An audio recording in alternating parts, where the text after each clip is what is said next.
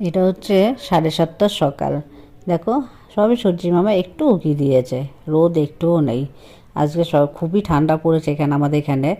তবে এই সময়টা বাচ্চাদের স্কুলে যেতে খুবই সত্যি কষ্টকর এই সকালটা।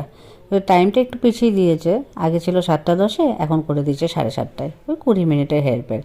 যাই হোক, এখন কিচেনটা পরিষ্কার করে নেব।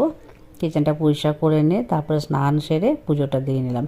পুজোটা তো হচ্ছে একটা সবথেকে আমাদের বড় কাজ। এটা যদি সকালবেলায় একবার দেওয়া হয়ে যায়, তারপরে আর নিশ্চিন্ত সারাদিনের জন্য।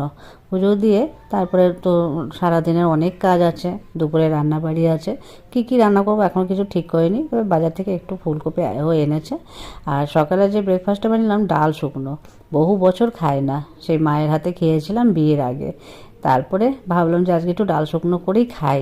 অনেকটা ডাল বেঁচে গিয়েছিলো গতকালের, তাই একটু পেঁয়াজ কাঁচা লঙ্কা সর্ষের তেল দিয়ে মেখে নিয়ে আজকে এইটাই খাবো। মনে হচ্ছে যে খাওয়াটা একটু জবরদস্ত হবে, মানে খুব লোভ লাগছে আর কি। তো যাই হোক, তো চলো আজকের ভিডিওটা এখানেই শেষ করছি। যদি ভালো লাগে অবশ্যই একটা লাইক করো আর কমেন্ট করো। তো আজকের মতো টাটা।